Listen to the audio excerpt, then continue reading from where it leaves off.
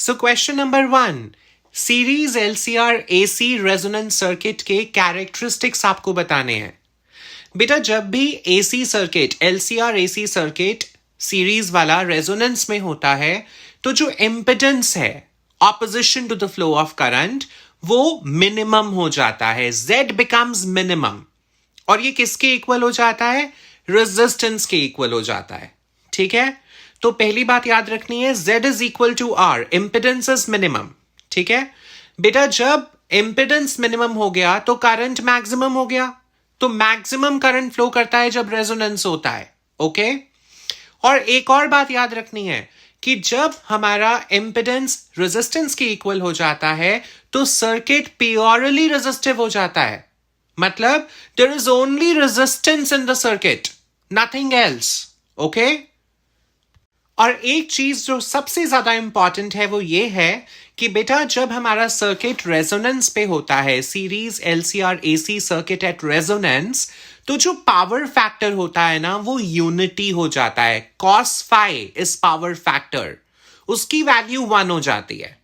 ठीक है, power factor cos phi किसके इक्वल होता है? रेजिस्टेंस अपॉन इम्पिडेंस के इक्वल होता है। आपने ये कहां पे पढ़ा होगा? इम्पिडेंस ट्राइंगल में पढ़ा होगा। इम्पिडेंस ट्राइंगल में अगर आप कॉस फाई लगाओगे तो वो R बाई Z के इक्वल आएगा। और मैंने आपको बोला कि रेजोनेंस पे Z और R तो बराबर होते हैं, तो कॉस फाई इक्वल टू 1 हो गया, यानी कि पावर फैक्टर सर्किट का यूनिटी हो गया। ठीक है, और क्योंकि सर्किट रेजिस्टिव है, करंट मैक्सिमम है, तो वोल्टेज और करंट सेम फेज में होंगे। Right, there is no phase difference. All right, ठीक है।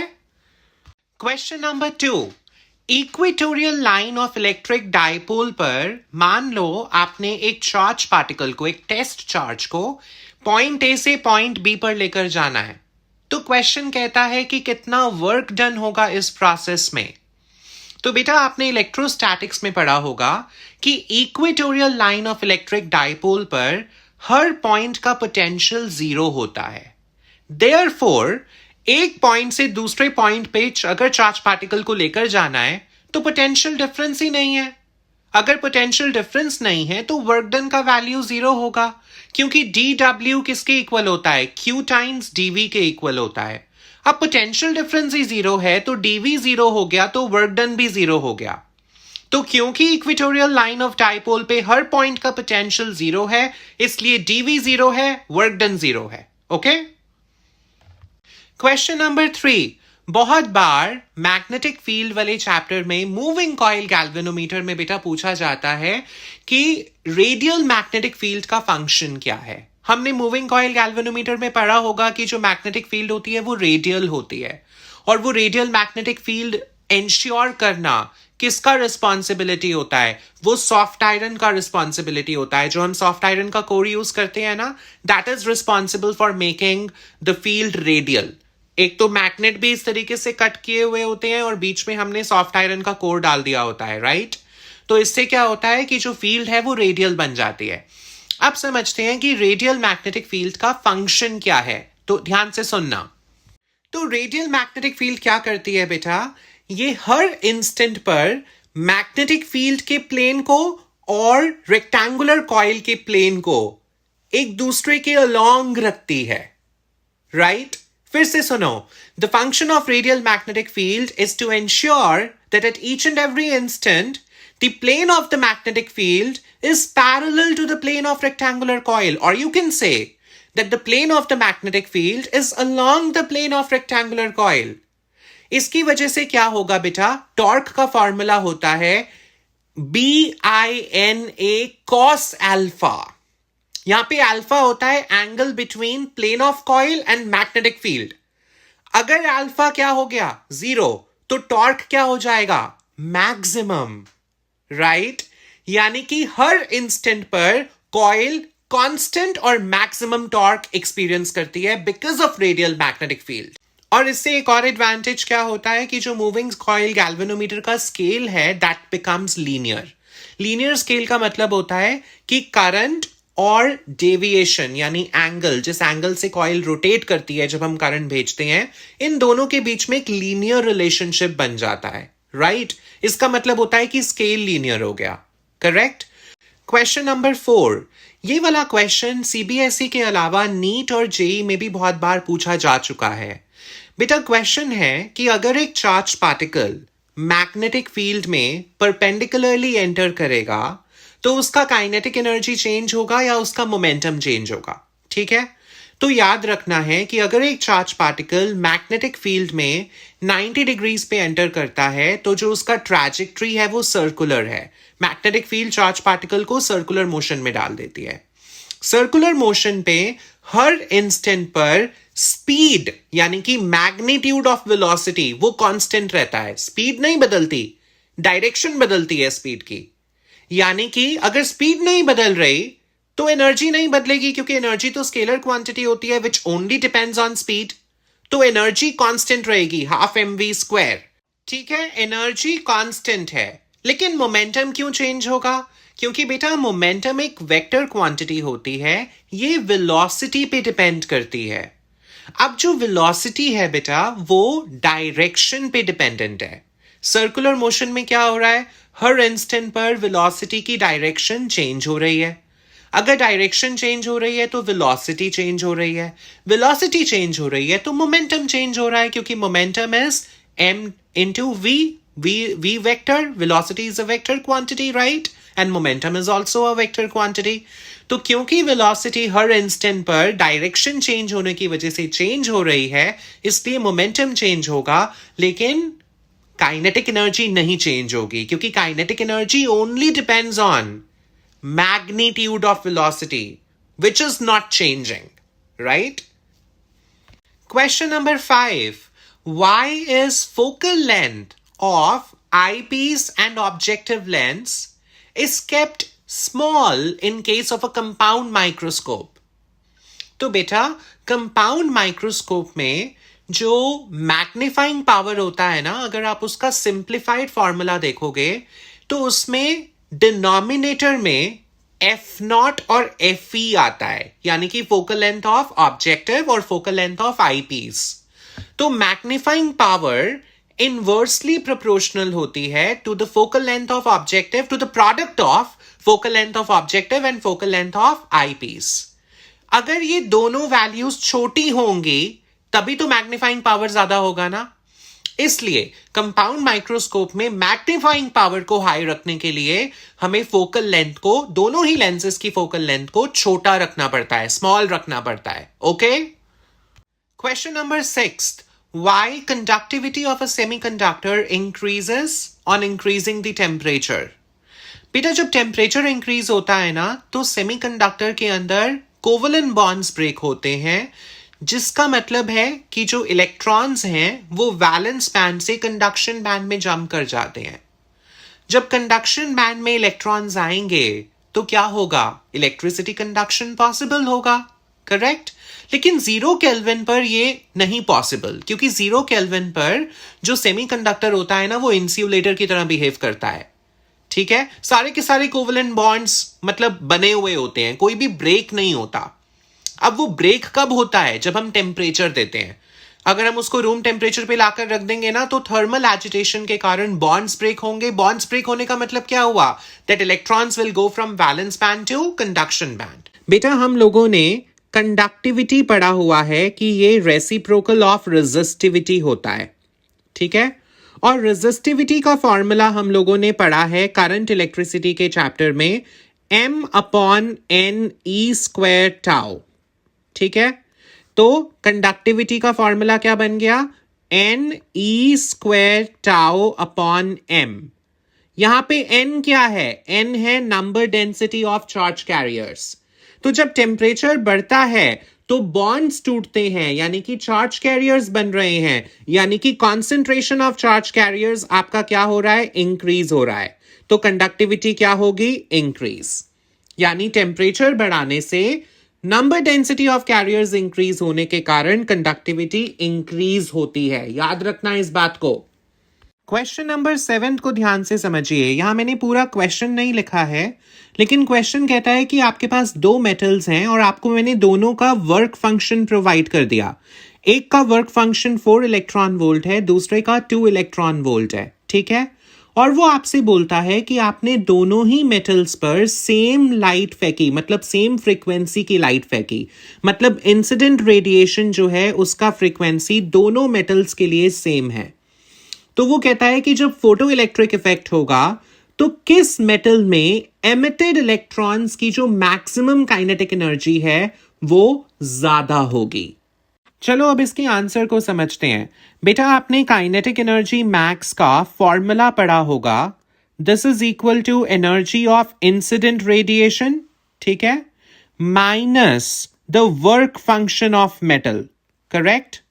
ये बात आप लोगों ने पढ़ी है, इसको हम खोल भी सकते हैं। एनर्जी ऑफ इंसिडेंट रेडिएशन, जो रेडिएशन हमने दी है उसका एनर्जी हम निकालेंगे एच न्यू से, और हम जानते हैं वर्क फंक्शन होता है एच न्यू नॉट, ठीक है। ये मैं आपको खोल के बता रहा हूं लेकिन हमें जरूरत नहीं है खोलने की, हम इसी ऊपर वाली इक्वेशन से इसके आंसर को समझेंगे, ठीक है। चलो अब बेटा एक चीज यहां पर ध्यान से समझो, जो लाइट रेडिएशन हम दोनों मेटल पे फेंक रहे हैं उसका फ्रीक्वेंसी दोनों बार सेम है, मतलब दोनों मेटल्स के लिए न्यू की वैल्यू कांस्टेंट है। यानी कि ये जो पूरा का पूरा वैल्यू हो गया एच न्यू मतलब एनर्जी, ये दोनों मेटल्स के लिए क्या हो गई, कांस्टेंट हो गई। बात समझ में आ रही है, ठीक है।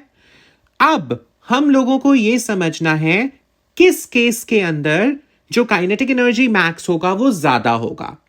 अब बेटा ध्यान से देखो, जहां पर वर्क फंक्शन की वैल्यू ज्यादा होगी उधर काइनेटिक एनर्जी मैक्स छोटा होगा ना। चलो इसको एक एग्जाम्पल से समझाऊं।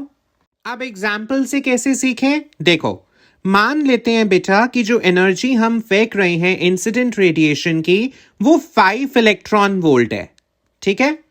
चलो अब मेटल ए के लिए देखो, मेटल ए का वर्क फंक्शन क्या है, 4 इलेक्ट्रॉन वोल्ट, तो इस केस में काइनेटिक एनर्जी मैक्स कितनी आई, 1 इलेक्ट्रॉन वोल्ट, ठीक है।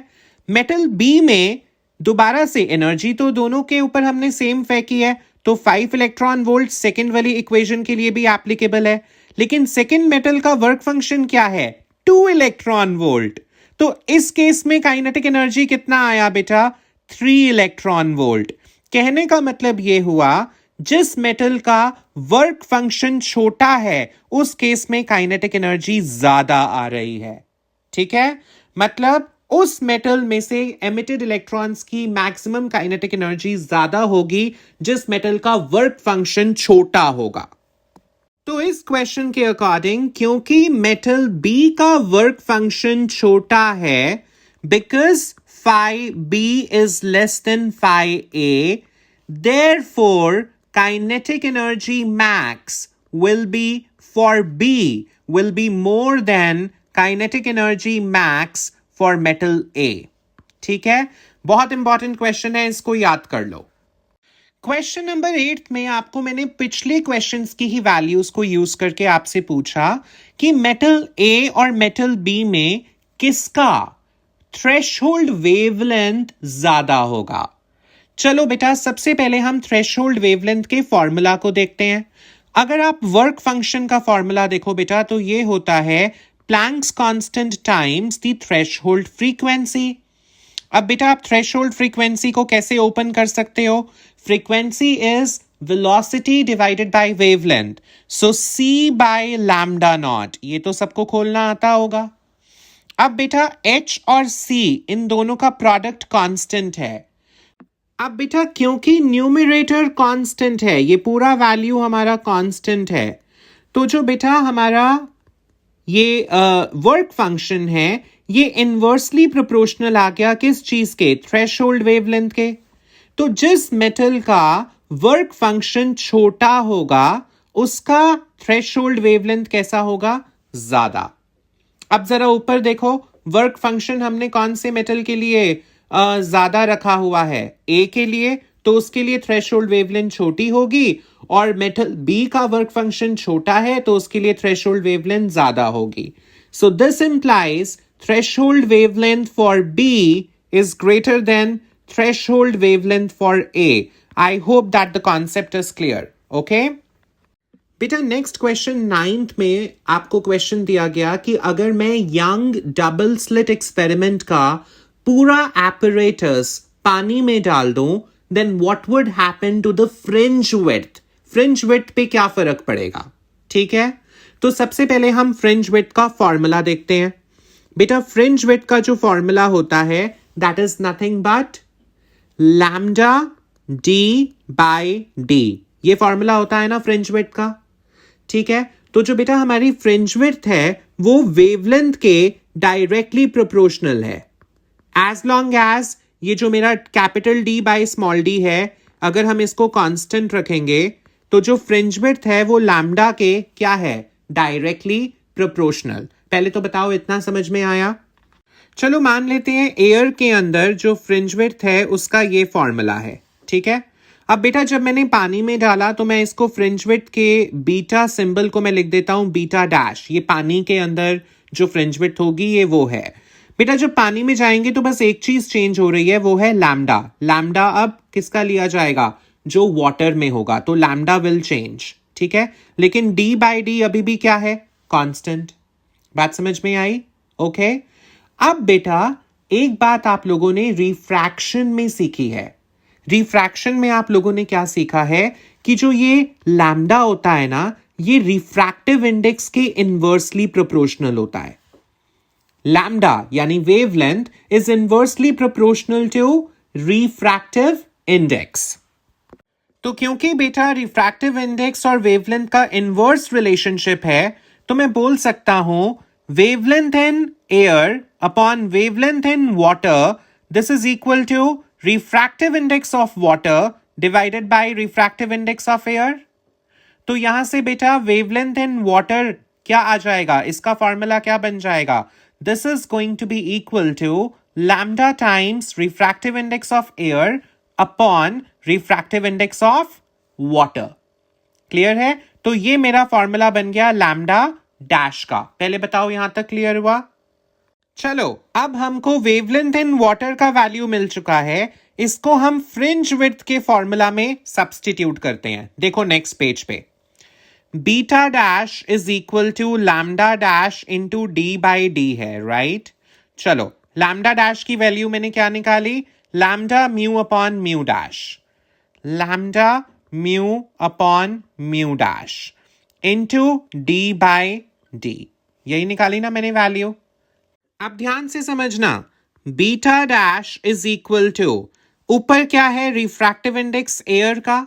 बेटा एयर का रिफ्रैक्टिव इंडेक्स तो 1 होता है, तो ये फॉर्मूला क्या बन गया? 1 upon mu dash into lambda D by D. कहने का मतलब ध्यान से देखो, ये वाली फिगर क्या है? Lambda D by D. ये और कुछ नहीं है, पिछले वाले पेज पे जाओ। This is the value of fringe width in air. That means जो हमारा बीटा डैश है ये और कुछ नहीं होगा, this is equal to 1 upon refractive index of water times the original fringe width in air. Getting my point? तो जो नया फ्रिंज विड्थ होगा that will become 1 upon refractive index of water times the original fringe width. That is the answer. तो ये वाले question में एक rule बना लो कि अगर आपसे बोले ना कि हमने यंग्स का पूरा एक्सपेरिमेंटल सेटअप पानी में डाल दिया या किसी भी मीडियम में डाल दिया जिसका रिफ्रैक्टिव इंडेक्स म्यू है, लेट अस सपोज क्या है? Mu M. ठीक है, हमने कैसे मीडियम में डाल दिया जिसका रिफ्रैक्टिव इंडेक्स म्यू एम है। तो बताओ नया फ्रिंज विड्थ क्या होगा? तो याद रखना नया fringe width will always be equal to fringe width in air divided by refractive index of that medium. याद रख लो ये फॉर्मूला। सीधा 1 मार्क का क्वेश्चन आएगा, सीधा फॉर्मूला लिखना है और आंसर खत्म। ये इतना बड़ा जस्टिफिकेशन करके नहीं आना। जस्टिफिकेशन तभी दोगे जब 2 या 3 मार्क्स का क्वेश्चन आए। Otherwise new fringe width is equal to old fringe width divided by refractive index of the medium जिसमें हमने उस एपरेटस को डाल दिया। ओके, क्वेश्चन नंबर 10 ध्यान से देखो। 10th में हमने क्या किया बेटा? एक हमने बल्ब लिया और इस बल्ब को मैंने एक इंडक्टर के साथ सीरीज में लगा दिया। ये हमने एसी सप्लाई नीचे से दी है। ठीक है, क्वेश्चन कहता है कि अगर मैं इस इंडक्टर में एक आयरन का रॉड इंसर्ट कर दूं, iron rod is inserted, iron rod is inserted. तो वो आपसे पूछता है कि भाई बताओ, आयरन के रॉड को इंसर्ट कर देंगे तो इस बल्ब की ब्राइटनेस पे क्या फर्क पड़ेगा। ठीक है, क्वेश्चन समझ में आ गया। इंडक्टर में आयरन रॉड डाल दो तो बल्ब की ब्राइटनेस पे कैसे चेंज आएगा, इसको एक्सप्लेन करना है। चलो समझते हैं। चलो अब इसके आंसर को समझते हैं। बेटा किसी भी समय इस सर्किट में से जो करंट जा रहा होगा that will be IRMS equal to ERMS divided by the opposition to the flow of current, जो कि इस केस में क्या होगी, XL, which is called inductive reactance. चलो बेटा अब एक काम करते हैं, इस इंडक्टिव रिएक्टेंस को अगर आप खोलोगे this will be equal to L times omega, है ना, यही फॉर्मूला हम लोगों ने पढ़ा है। अब बेटा मैंने क्या किया, पहले आयरन रॉड नहीं था, बाद में आयरन रॉड आया, तो बेटा जब हम आयरन रॉड इंट्रोड्यूस कर देंगे तो ये L की वैल्यू इंक्रीज हो जाएगी। सेल्फ इंडक्टेंस बढ़ जाता है ना जब आप सॉफ्ट आयरन को इंट्रोड्यूस कर देते हो।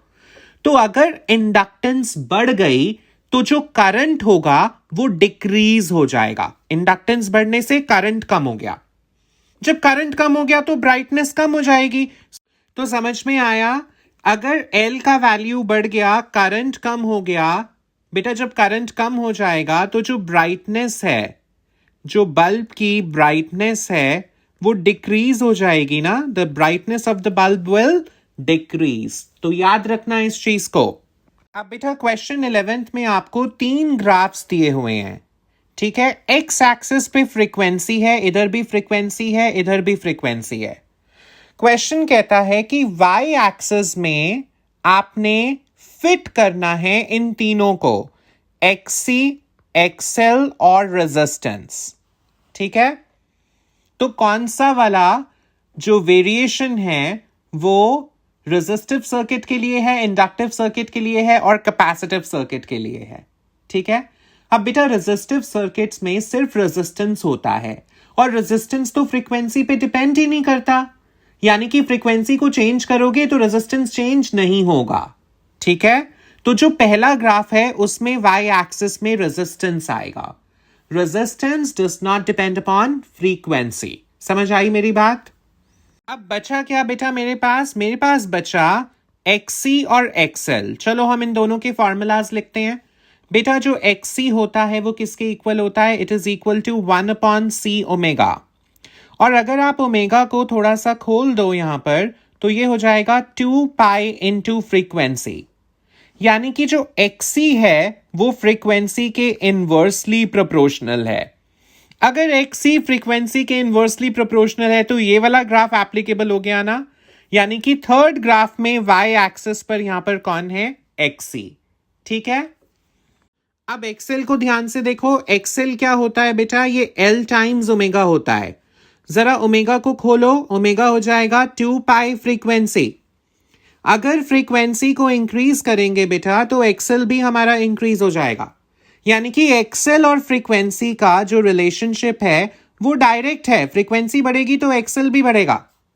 यानी कि सेकंड ग्राफ जो है उसमें वाई एक्सिस पे कौन आएगा, XL, ठीक है। तो ये देखो मैंने तीनों ग्राफ्स आपके लिए कंप्लीट कर दिए। समझ में आया कि वाई एक्सिस पे कौन कौन आएगा इन तीनों ग्राफ्स पे, ओके। ध्यान से देख लो, थर्ड में XC, सेकंड में XL और फर्स्ट में रेजिस्टेंस।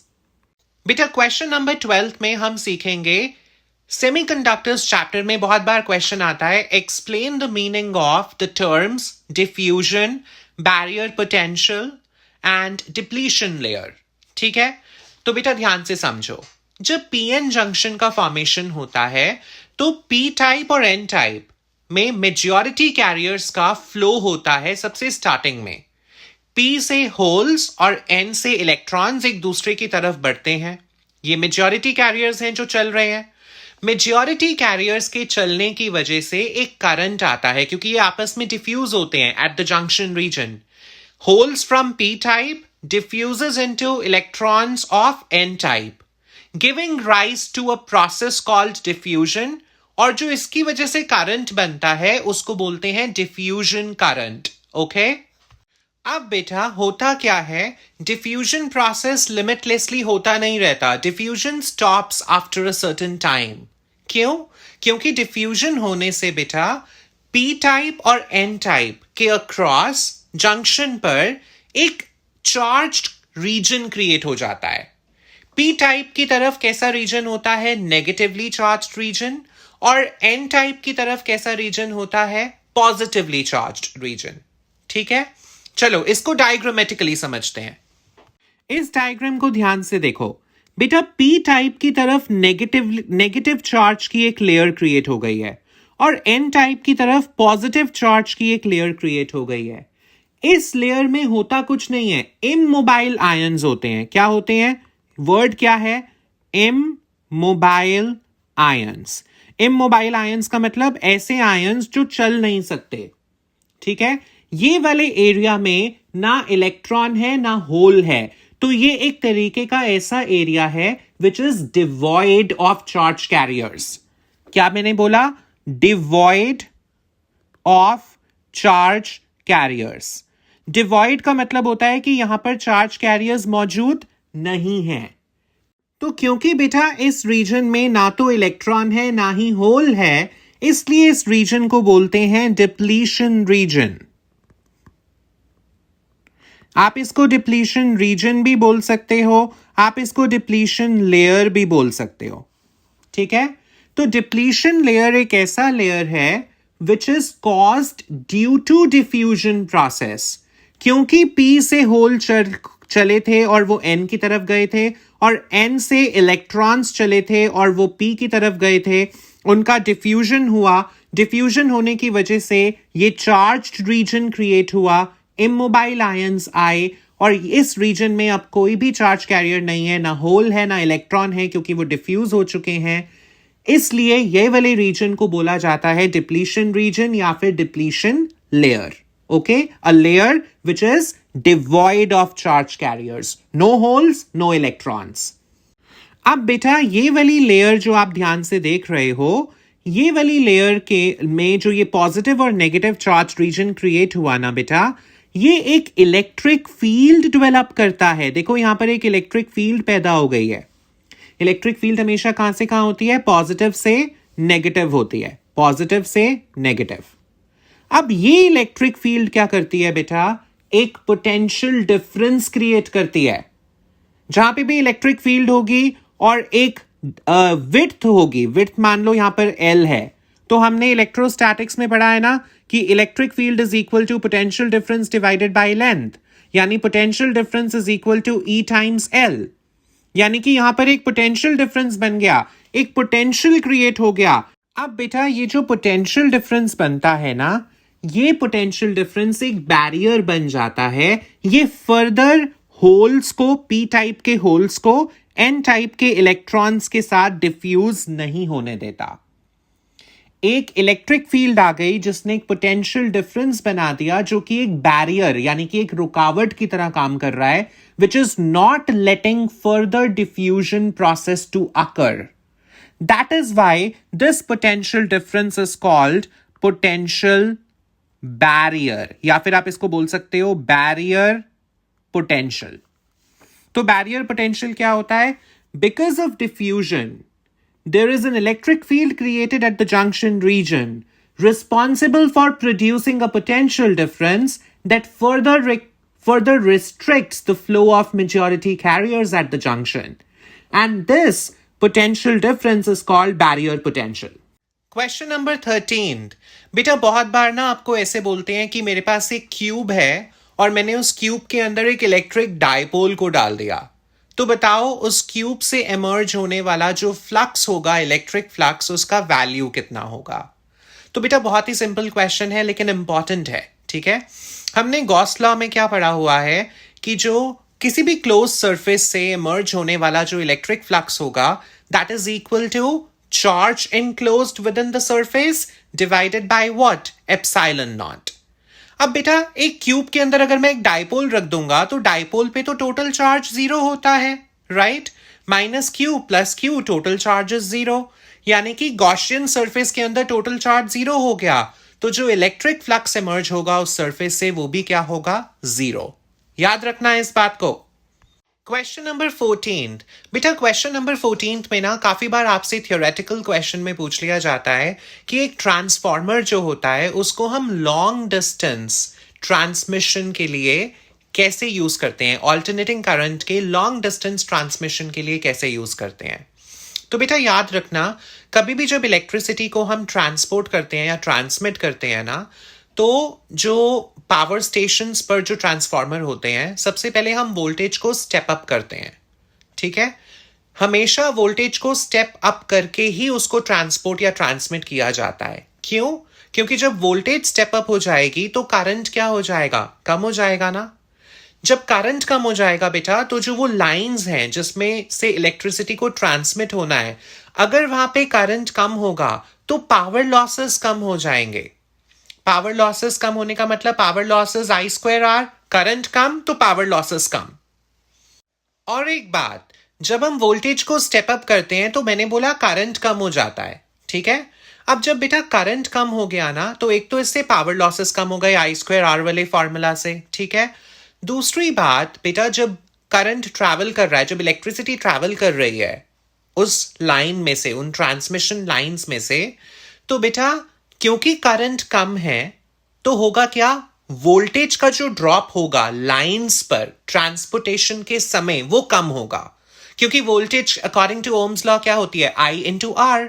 अगर करंट कम हो गया तो जो voltage drop on the line है वो कम हो गया, V is equal to I R के अकॉर्डिंग। तो वोल्टेज को हमेशा स्टेप अप करके ही क्यों भेजते हैं, ताकि करंट लाइंस में कम हो जाए। करंट कम होने से एक तो पावर लॉसेस कम होंगे आई स्क्वायर आर की वजह से, आई स्क्वायर आर फॉर्मूला को देखते हुए, और जो वोल्टेज ड्रॉप होगी लाइंस पर वो भी कम होगी, V is equal to I R से। अब जब इलेक्ट्रिसिटी ट्रांसमिट हो जाती है ना लाइन से, तो जब वो हमारे सिटी में पहुंचती है, जो सबस्टेशंस होते हैं वहां पे पहुंचती है, वहां पर एक स्टेप डाउन ट्रांसफार्मर लगा होता है। वो स्टेप डाउन ट्रांसफार्मर क्या करता है, हमने वोल्टेज स्टेप अप करके भेजा था ना इलेक्ट्रिसिटी को लाइंस पर, ताकि लाइंस पे करंट कम हो जाए। तो जब वो इलेक्ट्रिसिटी ट्रांसमिट हो जाती है तो सबस्टेशंस पर जो ट्रांसफार्मर होते हैं वो स्टेप डाउन का काम करते हैं। तो जो वोल्टेज को हमने स्टेप अप किया था पावर स्टेशन पे, वही वोल्टेज सब स्टेशंस पर जब वो सिटी में पहुंचती है तो उसको स्टेप डाउन कर दिया जाता है। क्योंकि हमें तो इतनी हाई वोल्टेज हमने क्यों की थी, ताकि हम जस्ट क्या कर सकें, ट्रांसमिशन कर सकें। ट्रांसमिशन भी कैसा कर सके, एफिशिएंट ट्रांसमिशन, जहां पे ना तो पावर लॉसेस ज्यादा हो और ना ही इलेक्ट्रिसिटी का वेस्टेज हो। करंट कम होने से वोल्टेज ड्रॉप कम हो गया तो वेस्टेज भी नहीं हुआ, पावर लॉसेस भी नहीं हुए। Question number 15। बेटा ये क्वेश्चन 10th में भी आता है, लेकिन ये 12th में भी बहुत पूछा जाता है। अब 12th में ना टीचर्स जो हैं इस क्वेश्चन को रेजिस्टिविटी नाम से नहीं पूछते हैं, वो स्पेसिफिक रेजिस्टेंस नाम से पूछते हैं। टीचर आपसे बोलेगी आपके पास एक वायर है जिसको मैं स्ट्रेच करके उसकी वायर की जो लेंथ है मैं उसको डबल कर रही हूं, तो बताओ उस वायर का स्पेसिफिक रेजिस्टेंस कैसे चेंज होगा। तो बेटा आपने हमेशा याद रखना है कि जो स्पेसिफिक रेजिस्टेंस है वो और कुछ नहीं होता, रेजिस्टिविटी होती है। और रेजिस्टिविटी कभी भी डायमेंशंस पे, कंडक्टर के डायमेंशंस पे डिपेंड नहीं करती। लेंथ और एरिया के चेंज होने से रेजिस्टिविटी नहीं बदलेगा, resistivity only depends on temperature. ठीक है, तो याद रखना specific resistance does not change if we double the length of that conductor by stretching it. Okay बेटा क्वेश्चन नंबर 16 में आपको एक शॉर्ट इलेक्ट्रिक डायपोल गिवन है। आपने उसकी एक्सिस पर यानी एक्सियल लाइन पर एक पॉइंट माना, पॉइंट P। ठीक है, टीचर कहती है कि इस पॉइंट पर बनने वाला इलेक्ट्रिक फील्ड कैसे चेंज होगा अगर मैं इस पॉइंट को डायपोल से डिस्प्लेस कर दूं और इसका डिस्टेंस 3 टाइम्स इंक्रीज कर दूं, उसको 3 टाइम्स दूर ले जाऊं। ओके तो बेटा आप लोगों ने पढ़ा है कि एक अगर डायपोल, छोटा डायपोल होता है, शॉर्ट डायपोल होता है, तो उससे बनने वाला एक्सियल इलेक्ट्रिक फील्ड जो है वो डिस्टेंस यानी आर के क्यूब के इनवर्सली प्रोपोर्शनल होता है। आप अपने फॉर्मूलाज के लिस्ट चेक करो, आपने ये पढ़ा होगा। अब अगर मैं उस पॉइंट का डिस्टेंस ट्रिपल कर दूंगा away from the electric field, तो क्या हो जाएगा, electric field is inversely proportional to 1 by r cube। अब बेटा क्योंकि डिस्टेंस ट्रिपल हो गया और रिलेशनशिप कैसा है, inverse. Electric field at axial point for a short dipole is inversely proportional to 1 by r cube. तो इलेक्ट्रिक फील्ड 1 by 27 टाइम्स हो जाएगा, यानी इलेक्ट्रिक फील्ड कम हो जाएगी और वो फैक्टर क्या होगा, 1 by 27. ओके. Question number 17. आपसे बोलते हैं कि जो कैपेसिटर है वो डायरेक्ट करंट को ब्लॉक कर देता है. Capacitor blocks direct current. तो क्यों? बेटा अभी हमने बहुत सारे क्वेश्चंस में पीछे देखा कि जो कैपेसिटिव रिएक्टेंस होती है एक्सी, वो इनवर्सली प्रोपोर्शनल होती है फ्रीक्वेंसी के. XC is equal to 1 by C omega which is equal to 1 upon C 2 pi into frequency. ठीक है. अब बेटा डायरेक्ट करंट का क्या फ्रीक्वेंसी होता है? डायरेक्ट करंट का तो कोई फ्रीक्वेंसी नहीं होता, जीरो फ्रीक्वेंसी होता है. तो एक्सी किसके इक्वल हो गया, 1 अपॉन जीरो, मतलब इनफाइनाइट. तो अगर आप कैपेसिटर के साथ डायरेक्ट करंट लगा दोगे तो वो उसको इन्फिनिट ऑपोजिशन कॉज करेगा. That is why capacitor is said to block direct current. Okay. Question number 18. बेटा क्वेश्चन नंबर 18 में आपसे पूछा कि आपके पास एक पी टाइप सेमीकंडक्टर है. ठीक है. वो कहता है कि पी टाइप सेमीकंडक्टर हम कैसे बनाते हैं, हम डोपिंग करते हैं. ठीक है. हम क्या करते हैं, एक ट्राइवेलेंट इम्प्योरिटी हम किसी भी सिलिकॉन के क्रिस्टल में डाल देते हैं या किसी भी सेमीकंडक्टर के क्रिस्टल में डाल देते हैं, तो वो कैसा बन जाता है, पी टाइप बन जाता है, क्योंकि वहां पे होल का कॉन्सेंट्रेशन जो है वो बढ़ जाता है. राइट. अब वो कहता है कि कहने को तो यहाँ पर होल ज्यादा है, तो ये पी टाइप सेमीकंडक्टर जब बनता है तो ये तब भी इलेक्ट्रिकली न्यूट्रल ही होता है. ऐसा क्यों? हम तो कह रहे हैं कि यहां पर पी मतलब पॉजिटिव, होल कॉन्सेंट्रेशन ज्यादा है. Why it is electrically neutral then?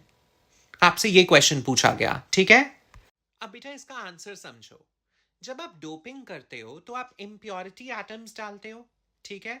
आपके पास एक सिलिकॉन का क्रिस्टल था. ठीक है. उसमें late us suppose n number of silicon atoms थे. एक एटम हमेशा इलेक्ट्रिकली न्यूट्रल होता है, ये हमने एटॉमिक थ्योरी में पढ़ा है या नहीं पढ़ा? तो जितने सिलिकॉन थे वो सारे के सारे क्या थे, इलेक्ट्रिकली न्यूट्रल. आपने उसके अंदर late us suppose x amount of impurity atoms डाल दिए, यानी कि ट्राइवेलेंट इंप्योरिटी डाल दी उसको पी टाइप बनाने के लिए. अब बेटा जो आपने x number of impurity atoms डाले वो भी तो इलेक्ट्रिकली न्यूट्रल है ना, according to atomic theory. Right. तो जो ओरिजिनल क्रिस्टल के एटम्स थे वो इलेक्ट्रिकली न्यूट्रल हैं, और जो आपने उसमें इंप्योरिटी एटम्स डाले वो भी इलेक्ट्रिकली न्यूट्रल हैं. तो जो पी टाइप सेमीकंडक्टर बनेगा वो भी तो इलेक्ट्रिकली न्यूट्रल होगा. This is the answer. बेटा क्वेश्चन नंबर 19th क्वेश्चन कहता है how will drift velocity of electrons change if I triple the length of conductor keeping the potential difference constant. तो इसमें बच्चे बहुत गलती करके आते हैं. चलो इसको फॉर्मूला से समझते हैं. ठीक है. बेटा ड्रिफ्ट वेलोसिटी का जो फॉर्मूला होता है ना, वो हमने पढ़ा है ई टाउ बाय एम. ये ड्रिफ्ट वेलोसिटी का फॉर्मूला है. अब बेटा ये जो ड्रिफ्ट वेलोसिटी है इसमें इलेक्ट्रिक फील्ड को आप खोलो. इलेक्ट्रिक फील्ड को आप लिख सकते हो वोल्टेज डिवाइडेड बाय लेंथ, लिख सकते हो ना. अब क्वेश्चन में आपसे क्या बोला गया कि पोटेंशियल डिफरेंस कांस्टेंट है, हमने सिर्फ लेंथ को ट्रिपल कर दिया. ये सारे फैक्टर्स ई, पोटेंशियल डिफरेंस, टाउ, एम सब कांस्टेंट हैं. तो जो आपकी ड्रिफ्ट वेलोसिटी है वो लेंथ के इनवर्सली प्रोपोर्शनल आ गई. लेंथ को ट्रिपल कर दोगे, ड्रिफ्ट वेलोसिटी नया वाला 1/3 हो जाएगा. याद कर लो ये वाली बात मेरी. ठीक है. बच्चे क्या करके आते हैं, ऊपर वाला फॉर्मूला देखते हैं, कहते हैं लेंथ तो इसमें गिवन ही नहीं है तो drift velocity is independent of L. वो कहते हैं no change, but that is incorrect. Question number 20 बहुत ही बेसिक क्वेश्चन है. ये भी 10th में बहुत पूछा जाता है कि जब रिफ्रैक्शन होता है लाइट का तो उस प्रोसेस में कौन सी फिजिकल क्वांटिटी जो है वो चेंज होती है और कौन सी चेंज नहीं होती है. तो बेटा आपसे पूछते हैं फ्रीक्वेंसी चेंज होती है या वेवलेंथ चेंज होती है. तो याद रखना जब भी लाइट का रिफ्रैक्शन होगा तो मीडियम चेंज होता है ऑब्वियसली उसमें, मीडियम चेंज होता है तो वेलोसिटी चेंज होती है बेटा, वेलोसिटी चेंज होती है तो वेवलेंथ चेंज होती है, लेकिन फ्रीक्वेंसी चेंज नहीं होती। Frequency remains constant. जो लेट अस सपोज अगर एक लाइट एयर से वाटर में जा रही है तो जो फ्रीक्वेंसी एयर में है वही फ्रीक्वेंसी वाटर में भी होगी। मान लो वेलोसिटी का चेंज आता है एक्स अमाउंट से वेलोसिटी लेट अस सपोज हमारी कम हो गई, तो उतने ही अमाउंट से वेवलेंथ भी कम हो जाएगी। याद रखो ये बात।